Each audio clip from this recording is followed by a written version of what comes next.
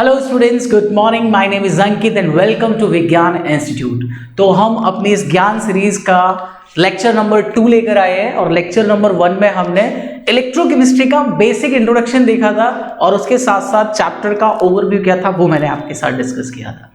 तो आज हम इलेक्ट्रोकेमिस्ट्री का पहला टॉपिक उठाते हैं और इस टॉपिक को बहुत अच्छे से समझते हैं। और आज का जो हमारा टॉपिक है बेटा जी, मैं क्या ही कहूँ इस टॉपिक के बारे में, वो बहुत बहुत बहुत इंपॉर्टेंट टॉपिक है इलेक्ट्रोकेमिस्ट्री के पॉइंट ऑफ व्यू से। क्या है वो टॉपिक आज का? वो है बेटा जी हमारा construction of galvanic cell. Construction of galvanic cell.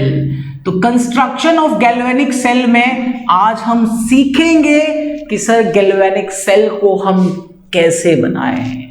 Galvanic cell को अगर थोड़ा बहुत याद हो आपको तो बेटा जी ये जो गैल्वेनिक सेल है, इस सेल के अंदर हम केमिकल एनर्जी को कन्वर्ट करते हैं, केमिकल एनर्जी को ट्रांसफॉर्म करते हैं इलेक्ट्रिकल एनर्जी में। और ये बड़ी कमाल की चीज है बेटा जी, क्योंकि आप केमिकल की हेल्प से इलेक्ट्रिकल एनर्जी बना रहे हो। मतलब कोई केमिकल से हम इलेक्ट्रिकल एनर्जी बना के CFL जला के देखेंगे, बल्ब चला के देखेंगे, फैन चला के देखेंगे, मतलब कि केमिकल को कन्वर्ट करेंगे इलेक्ट्रिकल एनर्जी में with the help of galvanic cell. तो सीखते हैं, पहले हम ये सीखते हैं कि सर ये कॉन्सेप्ट दिमाग में आया कैसे लोगों के। तो सबसे पहले इस कहानी को स्टार्ट माइकल फैराडे सर ने किया था।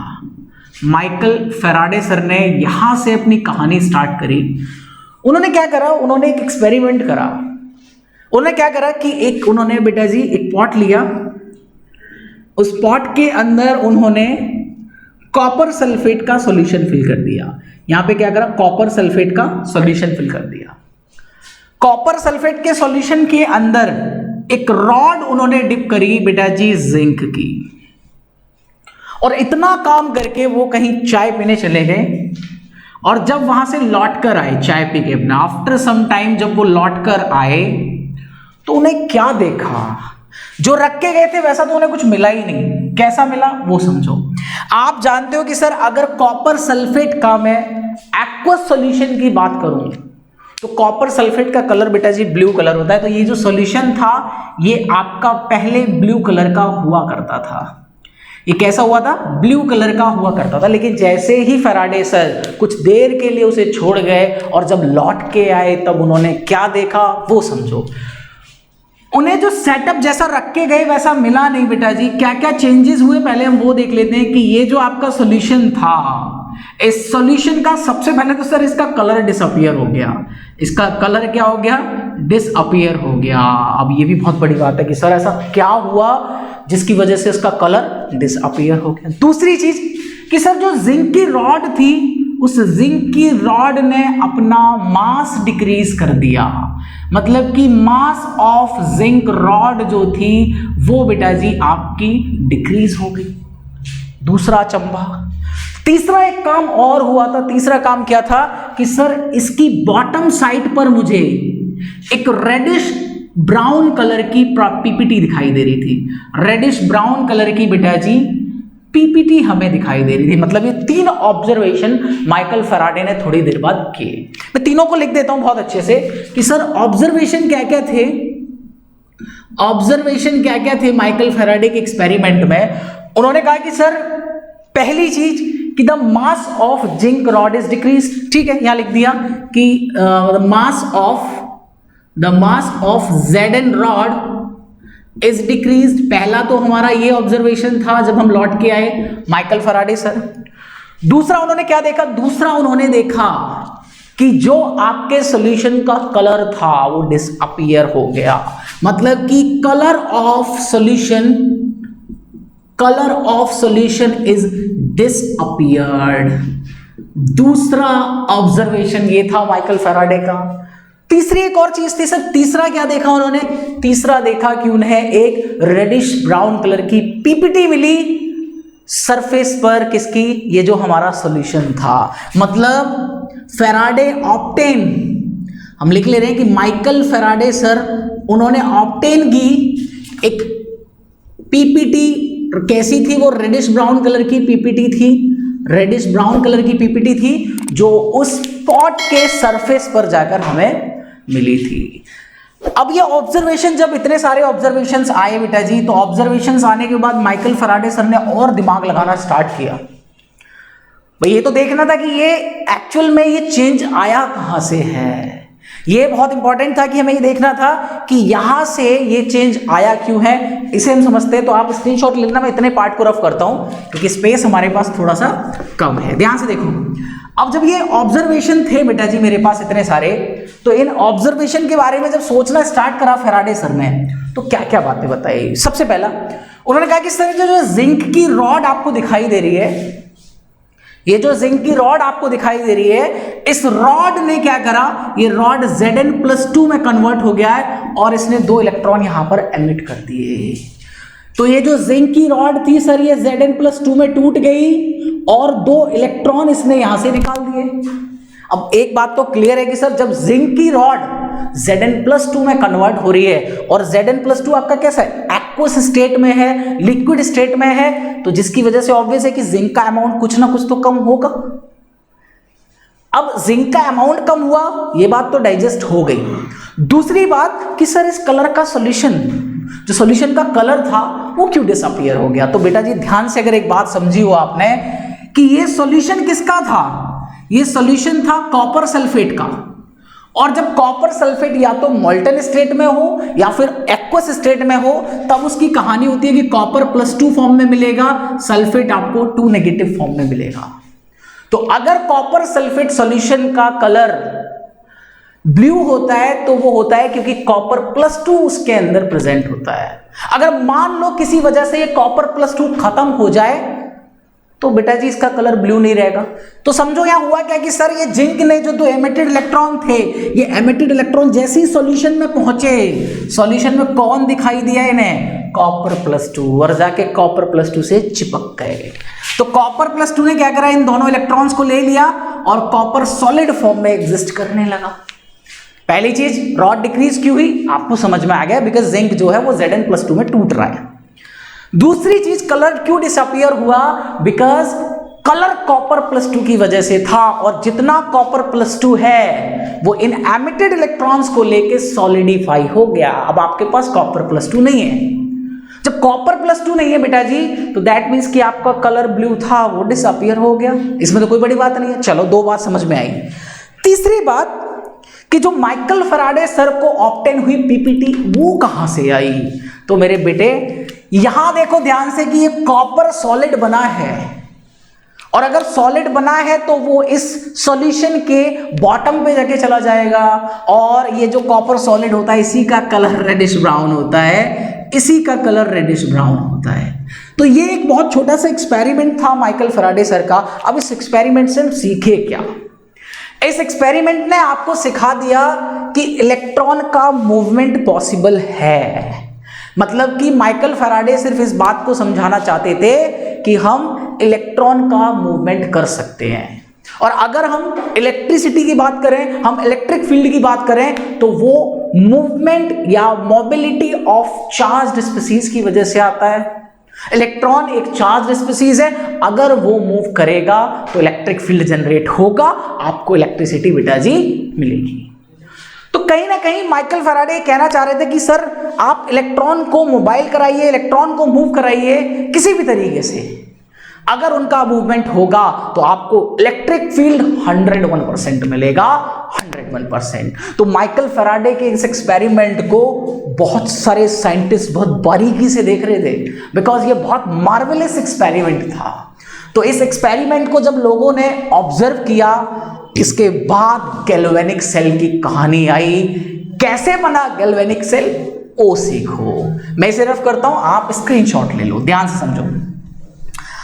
अब सर माइकल फैराडे ने जो बात समझाना चाहते थे वो बात लोगों ने बहुत अच्छे से समझ ली कि हम इलेक्ट्रिक फील्ड जनरेट करेंगे, लेकिन किसकी वजह से, मोबिलिटी ऑफ इलेक्ट्रॉन्स की वजह से। तो देखो ध्यान से, सबसे पहले जब गैल्वेनिक सेल का कंस्ट्रक्शन हुआ तो किस तरीके से कंस्ट्रक्ट करा, उन्होंने क्या करा कि अब 2 इस तरीके से पॉट ले लिया, आगे जाके इनको हाफ सेल नाम दे दिया गया, ठीक है, 2 पॉट ले लिए।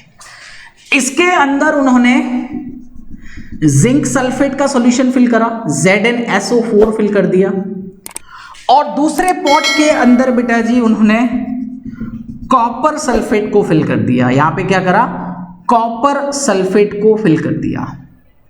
ठीक है, चलो जिंक सल्फेट के सॉल्यूशन में एक रॉड उन्होंने डिप करी, वो रॉड थी बेटा जी जिंक की। एक एक पॉइंट को बहुत अच्छे से समझना, तभी आप गैल्वेनिक की कहानी समझ पाओगे।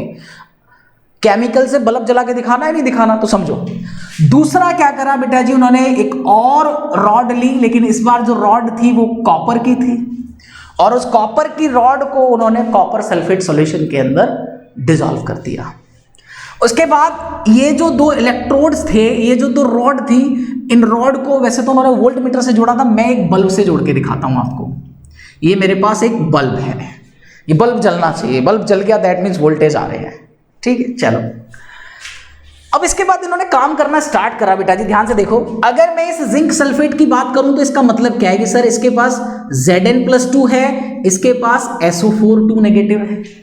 अगर मैं इस कॉपर सल्फेट की बात करूं तो इसके पास कॉपर+2 है, इसके पास SO4 2 नेगेटिव है। ध्यान से समझना एक एक बात को, ये तो कहानी है, इतनी बात तो सबको समझ में आ रही है। चलो अब क्या कहा उन्होंने कि सर ऐसे ही मैंने छोड़ दिया, बिकॉज गैल्वेनिक सेल आपको पता है कि कैसा प्रोसेस है, स्पॉन्टेनियस प्रोसेस है, मतलब अपने आप होता है, वो स्पॉन्टेनियस प्रोसेस है, आपको कराने की जरूरत नहीं है इस प्रोसेस को, ये भाग भाग के कूद कूद कर अपने आप होगा। अब अगर ये स्पॉन्टेनियस प्रोसेस है तो क्या हुआ सर, यहां पे सबसे पहले जिंक ने अपने आप को Zn+2 में ब्रेक करके 2 इलेक्ट्रॉन यहां से एमिट कर दिए। मतलब कि ये जो जिंक आपको दिखाई दे रहा है, ये जिंक Zn+2 में जा रहा है और Zn+2 में जाके 2 इलेक्ट्रॉन एमिट कर रहा है, वो ये 2 इलेक्ट्रॉन यहां पर है इलेक्ट्रोड पर। अब ये जो 2 इलेक्ट्रॉन आपको दिखाई दे रहे हैं बेटा जी, ये इलेक्ट्रॉन टहलते हुए जाएंगे इस तरीके से, ये वायर के थ्रू, ये वायर लगाया मैंने, इस वायर के थ्रू टहलते हुए गए और दूसरे हाफ सेल में पहुंच जाएंगे। इस हाफ सेल में आपको पता है कौन प्रेजेंट है, कॉपर+2, जाके कॉपर+2 से चिपक जाएंगे, तो यहां पर कॉपर+2 है और जिंक के एमिटेड इलेक्ट्रॉन इस वायर के थ्रू आके इस वाले हाफ सेल में पहुंचेंगे जहां कॉपर+2 होगा और वो कॉपर+2 को सॉलिडिफाई कर देंगे। ये आपकी रिएक्शन हो गई। आप बहुत अच्छे से जानते हैं कि सर ये जो डायरेक्शन है ये फ्लो ऑफ इलेक्ट्रॉन की डायरेक्शन है, इलेक्ट्रॉन इस डायरेक्शन में फ्लो हो रहा है, और जिस डायरेक्शन में इलेक्ट्रॉन फ्लो होता है उसकी एंटी डायरेक्शन में आपको इलेक्ट्रिक फील्ड मिलता है, तो करंट इस डायरेक्शन में होगा। करंट किस डायरेक्शन में फ्लो होगा, इस डायरेक्शन में। तो जैसे ही इतना काम हुआ बेटा जी, बल्ब एकदम जला, लोग खुश, साइंटिस्ट खुश, जितनी देर खुश होते उतनी देर में फिर बल्ब बंद हो गया। अब फिर चिंता की बात, मतलब कि इतना दिमाग लगाया, इतना दिमाग लगाने के बाद सिर्फ इतना ही काम हुआ कि बल्ब जला और बंद हो गया। लेकिन लोगों के दिमाग में एक चीज तो आ गई कि सर भले ही बल्ब बंद हो गया, भले ही बल्ब 1 सेकंड के लिए जला, लेकिन कहीं ना कहीं केमिकल एनर्जी इलेक्ट्रिकल एनर्जी में कन्वर्ट हुई है। कॉन्टिन्यूअसली नहीं हुई, वो क्यों नहीं हुई वो हम समझेंगे, लेकिन हाँ कन्वर्जन हुआ है, तभी ये बल्ब ने एक स्पार्किंग दी। मतलब लोगों के अंदर इतना विश्वास डाल दिया इस स्पार्किंग ने, वो समझने लगे कि केमिकल से हम इलेक्ट्रिकल एनर्जी का कन्वर्जन कर सकते हैं। अब तो भैया दिमाग लगाना था। अब उन्होंने सबसे पहले रीजंस ढूंढे कि सर ये बल्ब बंद क्यों हुआ। सबसे पहले यही काम लगा दिया, सारे लोगों ने दिमाग लगाना स्टार्ट कर दिया कि सर ये बल्ब बंद कैसे हो गया। अब इस बल्ब के बंद होने के क्या क्या रीजंस रहे वो समझो। सबसे पहले उन्होंने कहा कि सर ठीक है, आपका जिंक जो है वो Zn+2 में जा रहा है, और ये Zn+2 क्या कर रहा है, सॉल्यूशन के अंदर डिसॉल्व हो रहा है जिंक सल्फेट के। जिंक सल्फेट के सॉल्यूशन में Zn+2 तो देखो पहले से ही है, Zn+2 तो पहले से ही, और जिंक टूट के Zn+2 में ही कन्वर्ट हो रहा है। दैट मीन्स कि ओवरऑल इस वाले हाफ सेल में हम कह सकते हैं कि Zn+2 की कॉन्सेंट्रेशन इंक्रीज हो रही है। समझो इस बात को भाई, पहले से जिंक था +2, उसके बाद आपने ऊपर से जिंक को तोड़ तोड़ के Zn+2 बना दिया, वो भी इसके अंदर डिसॉल्व कर दिया, तो इस वाले हाफ सेल में Zn+2 की कॉन्सेंट्रेशन इंक्रीज हो रही है। मतलब मेरा कहने का मतलब यहां पर पॉजिटिव डेंसिटी इंक्रीज हो रही है। यहां पर क्या हो रहा है, पॉजिटिव डेंसिटी इंक्रीज हो रही है। अच्छा चलो ठीक है, डेंसिटी इंक्रीज हो रही है। दूसरी तरफ क्या हो रहा है सर, दूसरी तरफ ये जब इलेक्ट्रॉन घूमते हुए इस हाफ सेल में जा रहे हैं तो वो जितना भी कॉपर+2 है वो सारे के सारे कॉपर +2 को बदल रहे हैं वो किसमें, कॉपर सॉलिड में। अगर सारा का सारा कॉपर +2 कन्वर्ट हो रहा है कॉपर सॉलिड में, तो यहां पर बच क्या रहा है, SO4 नेगेटिव। और ये SO4 नेगेटिव की कॉन्सेंट्रेशन यहां बढ़ रही है इस हाफ सेल में। दैट मींस कि यहां पर नेगेटिव डेंसिटी इंक्रीज हो रही है। यहां पर क्या हो रहा है, नेगेटिव डेंसिटी इंक्रीज हो रही है। इस हाफ सेल में पॉजिटिव डेंसिटी इंक्रीज हो रही है, इस हाफ सेल में नेगेटिव डेंसिटी इंक्रीज हो रही है। अब कमाल की बात देखो कि सर पहले जब इनिशियल टाइम चल रहा था उस टाइम पे इस सॉल्यूशन के अंदर Zn+2 सल्फेट 2 नेगेटिव बराबर था, दोनों न्यूट्रल थे। लेकिन जैसे जैसे रिएक्शन स्टार्ट हुई Zn+2 बढ़ने लगा और बढ़ते बढ़ते उसने पॉजिटिव डेंसिटी बढ़ा दी। इतनी पॉजिटिव डेंसिटी इस हाफ सेल में बढ़ गई कि जैसे ही जिंक अब इलेक्ट्रॉन, मतलब जैसे ही जिंक अब इलेक्ट्रॉन को निकाल रहा है, ये हाफ सेल चिल्ला के कहेगा भाई कहां जा रहा है, अब हम पे बहुत ज्यादा पॉजिटिव है। इतनी ज्यादा स्ट्रेंथ है कि अब यहां से इलेक्ट्रॉन को निकल के वो जाने ही नहीं दे रहा। मान लो कुछ इलेक्ट्रॉन चोरी छिपे निकल गए, ऐसे बेवकूफ बना के चोरी छुपे जाएंगे, ऐसे ऐसे ऐसे से घूम के यहां पहुंचे। अब भैया यहां पे किसकी कॉन्सेंट्रेशन बढ़ रही है, सल्फेट की। सल्फेट पे चार्ज नेगेटिव, तो यहां पर नेगेटिव चार्ज डेंसिटी बढ़ रही है। और नेगेटिव चार्ज डेंसिटी बढ़ रही है, इलेक्ट्रॉन आ रहे हैं, दोनों पे सेम चार्जेस हैं। ये कहेगा पागल हो गया है भाई, हम तो रिपेल करेंगे। तो पहली बात तो यहां से ये इलेक्ट्रॉन जाने नहीं दे रहा, और अगर कुछ इलेक्ट्रॉन जा भी रहे हैं तो यहां पे सल्फेट की इंक्रीजिंग कॉन्सेंट्रेशन अपकमिंग इलेक्ट्रॉन्स को रोक रही है, जिसकी वजह से ओवरऑल आपका जो फ्लो ऑफ इलेक्ट्रॉन है वो ब्रेक हो रहा है। जो आपका ओवरऑल फ्लो ऑफ इलेक्ट्रॉन है वो ब्रेक हो रहा है। भाई अब इलेक्ट्रॉन जा नहीं पा रहे, कुछ जा भी रहे हैं तो वो ये नहीं ले रहा। तो क्या हो रहा है कि यहां पे रीजन क्या रहा था कि जो आपका फ्लो ऑफ इलेक्ट्रॉन था वो ब्रेक डाउन हो गया। अगर वो ब्रेक डाउन हो जाएगा तो प्रॉपर आपको इलेक्ट्रिक फील्ड नहीं मिलेगा, प्रॉपर इलेक्ट्रिसिटी कंडक्ट नहीं होगी। तो इतना तो लोगों ने समझ लिया, इतना तो साइंटिस्ट लोगों ने दिमाग लगा लिया कि सर ये कहानी है। दो तीन बातें और बताता हूं मैं तुम्हें।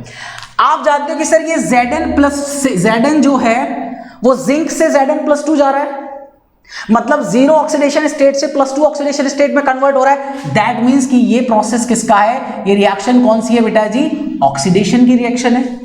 मतलब कि अगर कोई भी रिएक्शन लोअर ऑक्सीडेशन स्टेट से हायर जाती है उसको हम क्या कहते हैं, ऑक्सीडेशन। और कोई भी रिएक्शन अगर हायर ऑक्सीडेशन स्टेट से लोअर में जाती है तो हम इसको कहते हैं रिडक्शन रिएक्शन। इसी बेस पे इस वाले हाफ सेल में आपकी ये वाली रिएक्शन हो रही है, इसको नाम दे देते हैं हम ऑक्सीडेशन हाफ सेल। इसको नाम क्या दे देते हैं, ऑक्सीडेशन हाफ सेल। तो ये आपका अब क्या है, ऑक्सीडेशन हाफ सेल है। इस वाले सेल में क्या हो रहा है सर, इस वाले सेल में ये वाली रिएक्शन हो रही है, कौन सी, रिडक्शन की। दैट्स व्हाई इस वाले सेल को हम क्या कहते हैं, रिडक्शन हाफ सेल कहते हैं। इसको हम क्या कहते हैं बेटा जी, रिडक्शन हाफ सेल की कहानी कहेंगे। तो अब मैं बार बार ये नहीं कहूंगा ये वाला सेल ये वाला सेल, अब मैं कहूंगा oxidation cell, oxidation half cell या फिर रिडक्शन हाफ सेल। इसके साथ साथ एक और बहुत इंपॉर्टेंट बात मैं बता दूं कि सर ये जो इलेक्ट्रोड आपको दिखाई दे रहा है, जिंक वाला इलेक्ट्रोड, इस पे आपको दिखाई दे रहा है कि इलेक्ट्रॉन है, जिंक ने अपने इलेक्ट्रॉन इसी इलेक्ट्रोड को दिए हैं। दैट्स व्हाई ये इलेक्ट्रॉन कैसा है, नेगेटिव इलेक्ट्रोड है। और कभी भी ऑक्सीडेशन का प्रोसेस किसी इलेक्ट्रोड पर हो रहा है वो हमेशा एनोड पर होगा। तो यहां पे ये कौन सा इलेक्ट्रोड है, एनोड इलेक्ट्रोड है जिसपे चार्ज है नेगेटिव। एनोड क्यों है, बिकॉज ये यूनिवर्सल ट्रुथ है कि अगर कहीं ऑक्सीडेशन हो रहा है तो ऑक्सीडेशन हमेशा एनोड का होता है। 101% ऑक्सीडेशन एनोड का होता है। और यहां पर हमने देख लिया कि एनोड पर नेगेटिव चार्ज आ रहा है। दूसरी तरफ अगर ऑक्सीडेशन एनोड का होता है तो सर रिडक्शन किसका होगा, कैथोड का। तो ये आपका इलेक्ट्रोड कैसा है, कैथोड। और बिकॉज इलेक्ट्रॉन की कमी है इस तरफ तो दैट्स व्हाई हम इसको क्या कहते हैं, पॉजिटिव इलेक्ट्रोड कहते हैं। तो ये जितनी बातें बताई हैं एक बार अपने दिमाग में इन बातों को सेट कर लो कि सर ये वाला जो हाफ सेल है ये हमारा ऑक्सीडेशन हाफ सेल है बिकॉज यहां ऑक्सीडेशन हो रहा है, ये हमारा रिडक्शन हाफ सेल है बिकॉज यहां पर रिडक्शन हो रहा है। और अगर ऑक्सीडेशन कहीं हो रहा है तो ऑक्सीडेशन हमेशा एनोड का होता है और रिडक्शन हमेशा कैथोड का होता है। ये कभी भी चेंज नहीं हो सकता because it's a universal truth. हाँ ये चेंज हो सकता है कि एनोड पर नेगेटिव है यहां पर यहां पर कैथोड पर पॉजिटिव है, तो ये यूनिवर्सल ट्रुथ नहीं है। लेकिन हाँ, गैल्वेनिक सेल की कहानी में एनोड पर नेगेटिव चार्ज होगा, कैथोड पर पॉजिटिव चार्ज होगा, ये बात तुम समझ गए। अब बात आती है कि सर रीजन हमें मिल गया कि हमारा बल्ब प्रॉपरली क्यों नहीं जला, 100% कॉन्टिन्यूसली हमारा इलेक्ट्रॉन का फ्लो क्यों नहीं रहा। अब उसको प्रॉपर करने के लिए हम क्या कर सकते हैं, मतलब अब हम क्या करें कि जिसकी वजह से जो हमारा फ्लो ऑफ इलेक्ट्रॉन ब्रेक हो रहा है, किसकी वजह से हो रहा है कि यहां पर पॉजिटिव डेंसिटी बढ़ रही है, यहां पर नेगेटिव डेंसिटी बढ़ रही है। मतलब कहीं ना कहीं इस पूरे के पूरे सेल के अंदर इलेक्ट्रॉनिकली न्यूट्रलाइजेशन नहीं है, इनको जरूरत है न्यूट्रलाइजेशन की। तो अब इस सेटअप को, इस बल्ब को कॉन्टिन्यूसली जलाने के लिए एक नई डिवाइस बनाई साइंटिस्ट ने। तो मैं पहले आपको वो डिवाइस दिखाता हूं, फिर इसमें सेट करके दिखाऊंगा कि वो कैसे वर्क करेगी कि आपका बल्ब बेटा जी कॉन्टिन्यूसली चमकता रहे। ठीक है, चलो समझो। अब अगर हम यहां देखें कि सर वो कौन सी डिवाइस बनाई साइंटिस्ट ने, तो ध्यान से देखो कि डिवाइस थी वो, उस डिवाइस का नाम था, उसको नाम दिया उन्होंने सॉल्ट ब्रिज। क्या नाम दिया उस डिवाइस को? Salt bridge. बड़ी कमाल की डिवाइस है ये। इस डिवाइस की वजह से ही आप घर में इन्वर्टर बैटरा यूज कर लेते हो, वरना तो बड़ा गड़बड़ हो जाता मामला। कैसे सर ये सॉल्ट ब्रिज होगा कैसे, पहले तो ये देख ले। तो बेटा जी ये एक इन्वर्टेड यू शेप्ड ट्यूब होती है, यू शेप्ड ट्यूब होती है। मतलब एक ट्यूब होगी जो इन्वर्टेड यू की तरह होगी। इन्वर्टेड यू का मतलब सर ये रहा, यू हमारा ये इन्वर्टेड यू है, ये ध्यान से देखो, ये है हमारे पास इन्वर्टेड, ये हमारा एक सॉल्ट ब्रिज का स्केलेटन है। अब इस सॉल्ट ब्रिज के अंदर हम करेंगे क्या कि सर सॉल्ट ब्रिज के अंदर दो चीजें भरने वाले हैं हम। क्या क्या दो चीजें भरने वाले हैं? सबसे पहले सॉल्ट ब्रिज के अंदर हम फिल करते हैं बेटा जी एक अगर सॉल्यूशन। इसके अंदर हम क्या फिल करते हैं? अगर सॉल्यूशन। दूसरी चीज इसके अंदर जो फिल करते हैं बेटा जी वो हम करते हैं इनर्ट इलेक्ट्रोलाइट। अब क्वेश्चन यहां पे ये आता है कि सर इनर्ट इलेक्ट्रोलाइट क्या काम करेगा, होता क्या है, अगर सॉल्यूशन का काम क्या है, अगर सॉल्यूशन होता क्या है। तो होता क्या है हम ये सारी चीजें यहां पे देखने वाले हैं। तो मैं वन बाय वन आपको बताता हूं कि ये इनर्ट इलेक्ट्रोलाइट क्या है, ये अगर सॉल्यूशन क्या है और क्या इनके इंपॉर्टेंस है, लगाए क्यों है हमने ये, तो समझो। अच्छा यहां पे हाँ, इसके इस वाले पाइप जो होता है यहां पे हम कॉटन लगा देते हैं, यहां पे हम क्या लगा देते हैं? कॉटन फिल कर देते हैं। ठीक है, चलो ये तो इतना इंपॉर्टेंट। अच्छा इनर्ट इलेक्ट्रोलाइट का क्या मतलब है पहले ये समझ ले।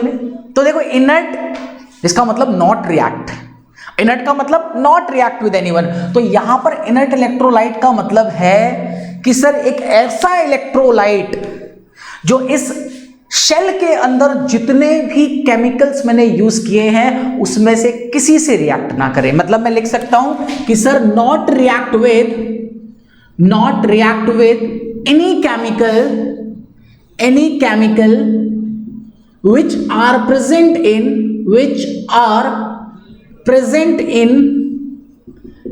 cell। आपके सेल के अंदर जितने भी रिएक्टेंट्स हैं, जितने भी केमिकल्स हैं, जितने भी कंपाउंड्स हैं, जो भी है उससे किसी से भी रिएक्ट ना करे, उसको हम कहेंगे इनर्ट इलेक्ट्रोलाइट। जब मैंने इतनी बात बताई इनर्ट इलेक्ट्रोलाइट की तो एक क्वेश्चन अराइज हुआ, क्या सर हम यहां पे NaCl ले सकते हैं? बिकॉज जो NaCl है वो इस सेल के अंदर प्रेजेंट किसी भी केमिकल से रिएक्ट नहीं करता।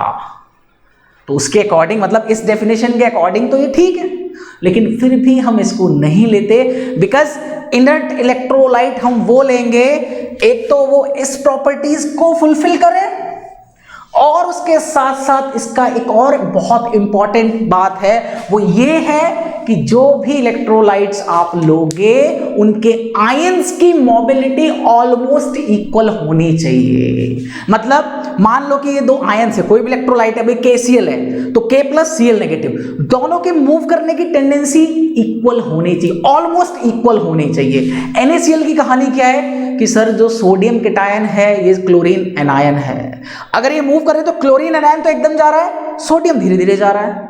तो यहां पे प्रॉब्लम है कि इनके जो एनायन और कैटायन के मूव करने की टेंडेंसी है वो ऑलमोस्ट इक्वल नहीं है। तो दूसरा इंपॉर्टेंट रूल है कि जो हमारे mobility of ions of electrolytes are almost equal. तो ये दोनों बात अगर आपको याद है तो दैट मीन्स कि आप इनर्ट इलेक्ट्रोलाइट की कहानी को समझ सकते हो। और ये 4 मार्क्स का क्वेश्चन जेईई मेंस में पूछा गया है। पूछा था कि इनर्ट इलेक्ट्रोलाइट का वर्क क्या है जो हम सॉल्ट ब्रिज के अंदर यूज करते हैं। तो ये तो भाई बच्चा बता देगा, नाम से ही पता चल रहा है कि जो रिएक्ट ना करे। लेकिन मोस्ट इंपॉर्टेंट जो फंक्शन है वो यही है कि इनके आयंस की जो मोबिलिटी होती है वो ऑलमोस्ट इक्वल होती है, दोनों साथ साथ चलेंगे। दैट्स वाई हम ऐसे इनर्ट इलेक्ट्रोलाइट को यूज करेंगे। और उनकी कैटेगरी में हम KCl ले लेते हैं, हम KNO3 ले सकते हैं, हम AgNO3 ले सकते हैं। ये सारे के सारे इनर्ट इलेक्ट्रोलाइट्स ऐसे ही है, एक तो ये किसी से रिएक्ट नहीं करेंगे एंड द सेकेंड थिंग कि इनके कैटायन और एनायन के मूव करने की टेंडेंसी ऑलमोस्ट इक्वल है। आई होप इतनी बात तो आपको समझ में आ गई होगी। अब सर ये तो ठीक है कि इनर्ट इलेक्ट्रोलाइट ले लिया, लेकिन इस इनर्ट इलेक्ट्रोलाइट को अगर सॉल्यूशन में क्यों डिसॉल्व किया मैं बताता हूं। मैंने ये कहा कि सर इनके जो कैटायन एनायन होंगे उनकी मूव करने की टेंडेंसी ऑलमोस्ट इक्वल होगी। मैंने ये नहीं कहा कि वो आराम से मूव करेंगे, वो एकदम बहुत स्पीड से मूव करेंगे, मतलब इतनी स्पीड से मूव करेंगे जितनी हमें जरूरत नहीं है। हमें जरूरत है कि धीरे धीरे आए कैटायन एनायन। तो उसके लिए हमने क्या करा कि इस इनर्ट इलेक्ट्रोलाइट को अगर सॉल्यूशन के अंदर डाल दिया। अब अगर सॉल्यूशन करेगा क्या इनके साथ? अगर सॉल्यूशन जो है बेटा जी ये एक जेली फॉर्म सॉल्यूशन होता है। ये कैसा होता है? एक जेली फॉर्म सॉल्यूशन होता है। समझना एक बात को, ये कैसा होता है? जेली फॉर्म सॉल्यूशन होता है। अब एक बात बताओ कि मैंने एक तरफ आपको पानी दे दिया एक कटोरी में और एक बाउल में मैंने आपको शहद दे दिया, दोनों के अंदर कुछ पार्टिकल्स डाल दिए, आप दोनों को स्टिर कर लो। मुझे बताओ कि किसके अंदर पार्टिकल्स ज्यादा मूव करेंगे? किसके अंदर? पानी के अंदर। मतलब कि जहां पर जेली फॉर्म थोड़ा ज्यादा होगा वहां पर पार्टिकल्स की जो स्पीड होगी वो कम हो जाएगी, उनकी जो मूव करने की टेंडेंसी होगी वो क्या हो जाएगी? डिक्रीज हो जाएगी। तो यहां पर हम क्या करेंगे कि इनर्ट इलेक्ट्रोलाइट को अगर सॉल्यूशन के अंदर मिक्स करेंगे, जैसे ही अगर सॉल्यूशन के अंदर मिक्स करेंगे, अब विस्कोसिटी की वजह से बेटा जी वो आराम से मूव करेंगे, जितनी हमें जरूरत है बस उतने ही कैटायन एनायंस आयन वो आराम से हमको देते रहेंगे। तो इसका काम क्या है? To maintain the movement of anion and cation. बेटा जी एनायन और कैटायन के मूवमेंट को मेंटेन करने के लिए हम अगर सॉल्यूशन लगाते हैं। तो सबसे पहले हमें यह समझना बहुत जरूरी था कि जो सॉल्ट ब्रिज के अंदर हमने फिलिंग की है, उस फिलिंग के अंदर जो भी हमने सामान लिए हैं, जो इनर्ट इलेक्ट्रोलाइट लिया है हमने, जो अगर सॉल्यूशन लिया है, इनके फंक्शंस क्या हैं। तो इतनी बात तो सबको समझ में आ गई होगी कि अगर सॉल्यूशन की कहानी क्या है, इनर्ट इलेक्ट्रोलाइट की कहानी क्या है। अगर इतनी बात हम समझ गए, अब हम इस सेटअप को जो हमारा जो हमने गैल्वेनिक सेल बनाया था जिसके अंदर हमारा बल्ब कॉन्टिन्यूअसली नहीं जला था, अब उसको जला के देखेंगे इसके थ्रू। तो मैं इसको रफ करता हूं, आप स्क्रीनशॉट ले लीजिए। चलो, अब इस सॉल्ट ब्रिज को बेटा जी जब हमने ले लिया, अब इस सॉल्ट ब्रिज को जब हमने ले लिया तो देखो क्या हुआ, क्या कहानी इससे बन गई। बहुत इंटरेस्टिंग कहानी है, देखो ध्यान से। आपके पास क्या था सर? इस तरीके की कहानी थी कि एक हाफ सेल ये था मेरे पास और एक हाफ सेल बेटा जी ये था। इस हाफ सेल के अंदर हमने एक रॉड डिप की थी जिंक की, और यहाँ पे सॉल्यूशन किसका लिया था सर?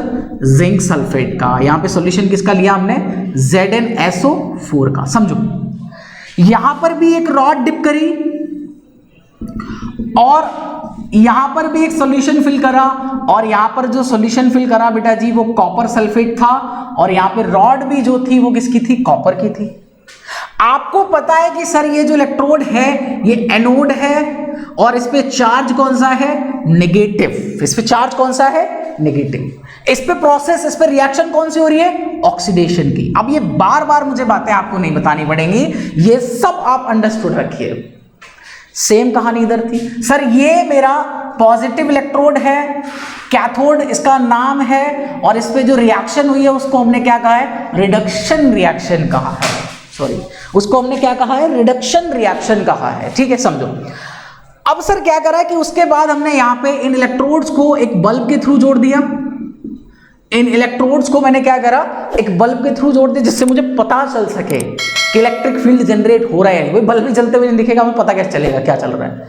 तो ये बल्ब हमने लगा दिया जिससे हमें पता रहे कि इलेक्ट्रिक फील्ड जनरेट हो चुका है, इलेक्ट्रिसिटी की कहानी बन चुकी है। ठीक है, अब इसके बाद वो जो हमने सॉल्ट ब्रिज बनाया बेटा जी, उस सॉल्ट ब्रिज को इसके अंदर मैंने फिट कर दिया।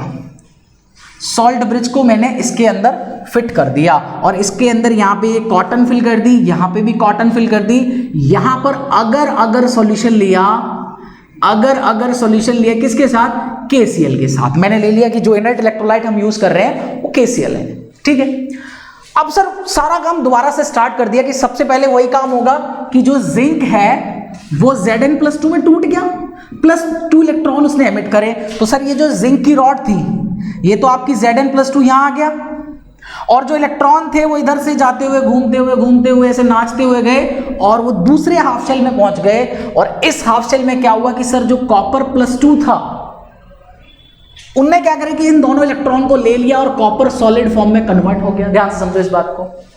ठीक है, इतनी कहानी हुई कि सर जिंक Zn+2 में कन्वर्ट होकर 2 इलेक्ट्रॉन डोनेट कर दिए, कॉपर +2 ने 2 इलेक्ट्रॉन एक्सेप्ट कर दिए और वो कॉपर में चला गया। ठीक है, अब ध्यान से समझो कि सर ये कहानी हुई, इलेक्ट्रॉन का फ्लो हुआ।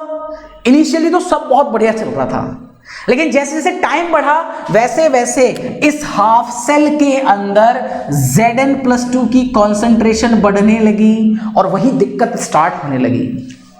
अब सॉल्ट ब्रिज को पता चल गया, अच्छा यहां पॉजिटिव चार्ज बढ़ रहा है। उसने अपने इलेक्ट्रोलाइट से कहा कि भाई Cl निकलो यहां से, और Cl से कहा कि निकल के जाओ, और Cl निकल के जाएगा और इस कॉटन के थ्रू इस वाले हाफ सेल में मिक्स हो जाएगा। तो कहानी क्या होगी कि सर यहां पर जो पॉजिटिव डेंसिटी बढ़ रही थी, क्लोरीन ने जाकर अपनी नेगेटिव डेंसिटी दी और इसको इलेक्ट्रॉनिकली न्यूट्रलाइज कर दिया। मतलब यहां पे कौन आ गया? यहां पे Cl नेगेटिव आ गया और उसकी वजह से ये इलेक्ट्रॉनिकली न्यूट्रलाइज हो गया। इलेक्ट्रॉनिकली न्यूट्रलाइज हो गया मतलब दिक्कत खत्म। जैसे जैसे जिंक टूटेगा वैसे वैसे Cl नेगेटिव इधर आता रहेगा और न्यूट्रलाइजेशन करता रहेगा। मतलब अब यहां पर पॉजिटिव डेंसिटी आपकी नहीं बढ़ रही। दूसरी चीज थी सर कि इलेक्ट्रॉन मूव करते हुए जा रहे थे और इस हाफ शेल में डिप हो रहे थे, जिससे क्या हो रहा था कि जितना भी कॉपर +2 यहां प्रेजेंट था वो सारा का सारा सॉलिडिफाई हो रहा था। अगर यहां पे सारा का सारा कॉपर +2 सॉलिडिफाई हो रहा है तो उसकी वजह से कहानी क्या हो रही थी कि सर यहां पर सल्फेट की कॉन्सेंट्रेशन बढ़ रही थी, मतलब कि नेगेटिव कॉन्सेंट्रेशन बढ़ रही थी। अगर यहां नेगेटिव कॉन्सेंट्रेशन बढ़ रही है तो सॉल्ट ब्रिज को यह बात पता चल जाएगी, वो कहेगा कि K+ निकलो यहां से और निकल के इस तरीके से इस हाफ शेल में मिक्स हो जाओ।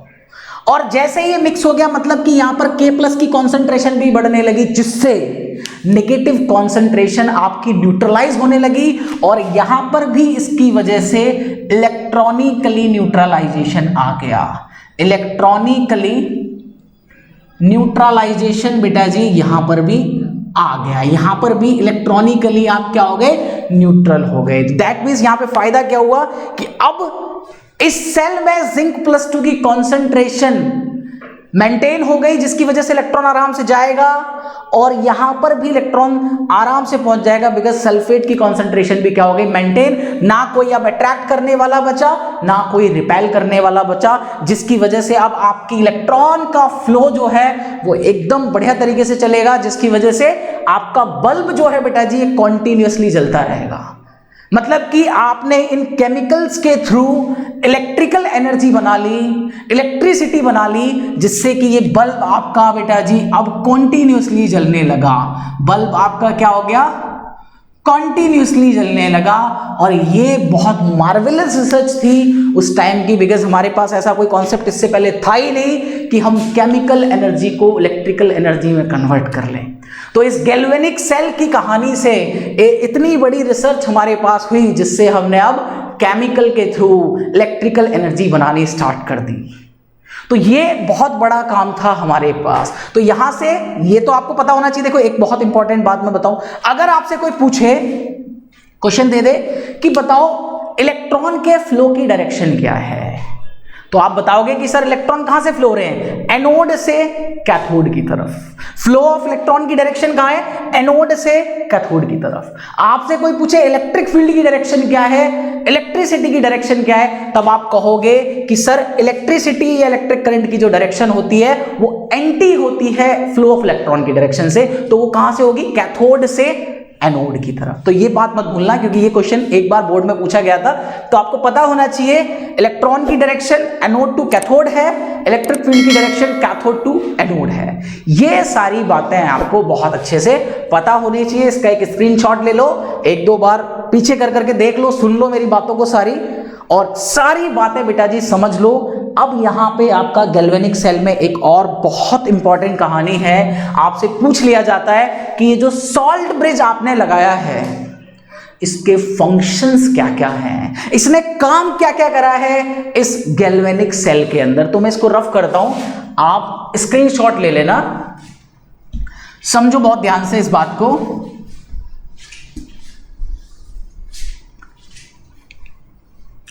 देखो यहां पर अगर हम बात करें बेटा जी, तो हमने देखा कि sir function of salt bridge, क्योंकि सॉल्ट ब्रिज तो बहुत इंपॉर्टेंट है गैल्वेनिक सेल में। अगर ये सॉल्ट ब्रिज नहीं होता तो सिर्फ स्पार्किंग मिलती। सॉल्ट ब्रिज नहीं क्या करा कि कॉन्टिन्यूसली लाइट जला के दिखा दी। तो सर क्या होता है कि फंक्शन ऑफ सॉल्ट ब्रिज क्या है कि सबसे पहला काम तो इसने क्या करा, इसने सबसे पहला काम यही करा कि सेल रिएक्शन को इलेक्ट्रॉनिकली न्यूट्रलाइज किया। सबसे पहला काम क्या था कि इसने सेल को इलेक्ट्रॉनिकली न्यूट्रलाइज किया, इलेक्ट्रॉनिकली न्यूट्रलाइज किया। ये बहुत इंपॉर्टेंट बात है। सबसे पहला काम क्या करा उसने, इलेक्ट्रॉनिकली न्यूट्रलाइज किया। दूसरा काम क्या था बेटा जी, दूसरा काम यह था कि सेल के अंदर जो साइकिल थी उस साइकिल को इसने कंप्लीट करा। इसने क्या करा, साइकिल कंप्लीट करी, जो आराम से आपके इलेक्ट्रॉन्स के साइकिल कंप्लीट कर दी। तीसरी चीज इंपॉर्टेंट क्या है कि it prevent liquid potential junction.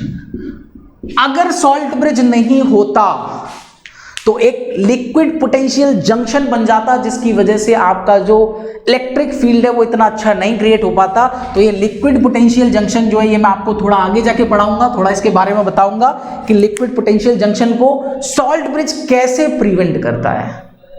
तो ये थी हमारे गैल्वेनिक सेल की पूरी एक कहानी। अब इसके अंदर हम बहुत सारी चीजें सीखेंगे। तो नेक्स्ट क्लास जो हमारी रहेगी बेटा जी, उसके अंदर हमारा डिस्कशन होगा कि कभी भी एग्जाम्स के अंदर कोई क्वेश्चन आएगा तो वो आपको इतना बड़ा एक सेल बना के नहीं देगा।